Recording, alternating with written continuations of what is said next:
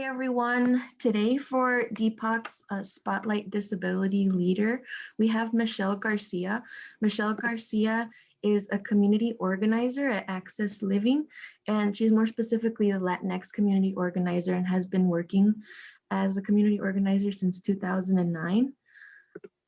For Access Living, it's a Chicago-based organization whose mission is to ignite disability power and pride, provide critical services, and break down systemic barriers to create a stronger and more inclusive society. And their core services include advocacy, independent living skills, transition support, peer support, and information and referral services. So with Michelle, thank you for coming today and for meeting with me. And I wanted to start off by to let you introduce yourself and let us know how you identify yourself. Sure, thank you for having me. Yes, I am a Latinx woman with a disability who is a daughter and wife of an immigrant. Yes. Thank you. And is there anything in particular that you'd like to share about your disability as we start going into your disability work? Um, as far as my disability, I always tend to want to keep it positive. They're always positive. Everything for me is positive in terms of my disability and everything else that surrounds me. So there's good days, there's not so good days, and any challenges um, are here to make me stronger. Yes, definitely. And you shared that you are part of the Latinx community. And I just wanted to ask if what are some unique experiences or how has being a part of this community influenced your experience with disability growing up? Um, so I think as part as like in a unique experience or something that has impacted my life, I was thinking like when I grew up part of my life in Mexico and then part of my life here in the US. And education obviously plays a huge role when you're growing up. So I saw those um, differences in access to supports and services that I needed, like in schools, right? Um, so that's what I saw, like how those differences really, really impacted who the person I am today. Yeah, that's great. And would you say that this was a time in your life where you started thinking about going into disability work, or is there something else that further inspired that? Um, I think I mean, at that age, because I was quite a youngin, at that age, I wasn't really thinking what I wanted to be at where I am now, but Mhm. um, I for sure saw that there was differences, right? Um, and then what inspired me to do this work that I'm doing now, um, I think, is the fact that, again, as I mentioned before, I'm the daughter and now wife of an immigrant. Mhm. So I think that as growing up, like growing older, has now brought me like look to see all the challenges that we have to face. But also at Access Living, I became the organizer of Cambiando Vidas. Um, so Cambiando Vidas is a group of immigrants with disabilities themselves, and they are the driving force that made me also want to push to work with the immigrant community. Mhm. So this is what I would say is what drove me more so to this work. Yeah, it's really nice to have those experiences uh, shape the way that you view disability and the way that you view these systemic barriers and just multiple identities of yours intersecting. Um, so could you tell me more about Cambiando Vidas and how do you how do you reach out to these immigrants with disabilities or how do you come across them? Excuse me. Yes. So as far as the reaching out or the outreach that I do to the community as well. In pandemic time, excuse me, it's a little bit difficult Mm-hmm. because, we have to do outreach a little bit different. Like trying to see who needs supports and services during this pandemic. So my phone calls are being more so now than ever. But if not, what I would do is literally have a flyer on hand, like what I do, like explaining what I do, who's cambiando vidas, and Mm-hmm. doing outreach in the streets. Basically trying to bring more people Mm-hmm. in order for them to understand that I was trying to help them, not um, impact them like negatively. So all I wanted to do was support them. So just you have to gain their confidence and their um, them wanting like gain their trust basically, and have them be confident that you're not going to harm them, Yes. specifically because they're immigrants, right? Mm-hmm. Yeah, definitely. I know that immigrant communities are very cautious of their environment and the supports that they're receiving. And I'm glad that you're able to reach out to them in a way that they trust you and they know that you're not coming at them um, with any questions that could jeopardize their status in the US or their relationships with any family members or friends. Yes. So this is a really important role that you have at Access Living as a Latinx community organizer. Could you just let us know what other parts of your position at Access Living you participate in? Are there any other like programs or events that you help organize?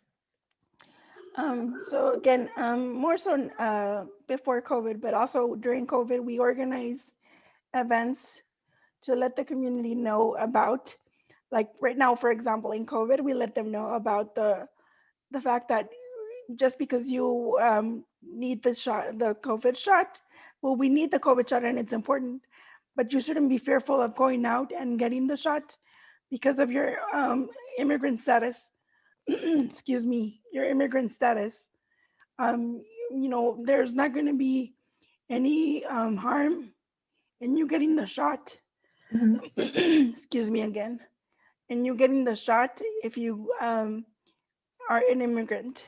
So we try to, incentivize per se for folks to go out there, and we tell them the importance of getting the COVID shot as a person with a disability, um, and that they shouldn't be again fearful of getting the shot because of their status. And we try to see to get folks from the city or in these places where they are knowledgeable about, they're not going to ask you for an ID, or they're not going to ask you for your address or specific questions that we know our community is fearful of being asked. So that's something that we've been in charge of. Like with Cambiando Vidas, for example, I Mhm. have speakers that we've been able to have them be aware of different topics on resources about COVID or other stuff that they need to know about as immigrants. Yes, and I know that right now, especially during COVID, a lot of people are doing very grassroots work because there really is no guideline to how to do outreach work. So, what do you feel are some of your own values and strengths that help support you doing this job? I think, um, and not just my own, but I think in general, if you are doing this type of work, this organizing work, you have to have the drive, the passion, and the desire to see social change happen Hmm. within your community. So I think that's what drives me. Excuse me. What has been driven me, you know, for the majority of my adult life, or when I started in the movement, Hmm. to now, and even so more so when I started working with my immigrant community or um, fellow family members as well, because I consider them my family. Yeah. So how can we see that social change happen? Yeah, that's really beautiful. I'm really glad that you shared that. And I know that, um, at least for myself, I know that some of my identities sometimes help each other out, especially when I'm interacting or trying to gain the trust of someone who is experiencing or going through the same things as myself. So, have you ever experienced or have any recollection of like a time that you being a person with a disability has helped you connect and support other Latinx members who have disabilities as well?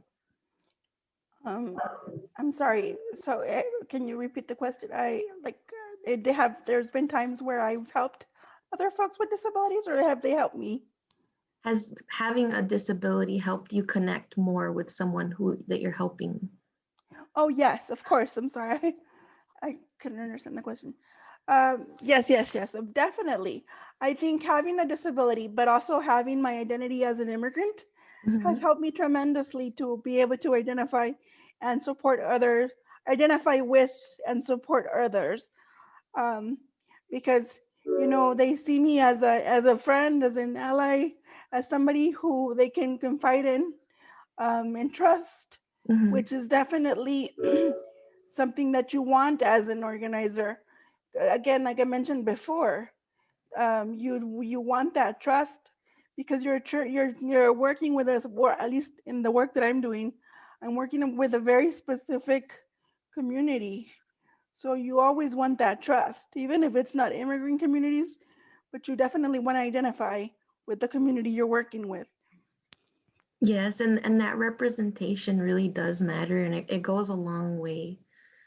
Um, and I wanted to ask, uh, are is what are some ways that allies or other disabled Latinx community members can support access living or become involved in either advocacy or event like future events?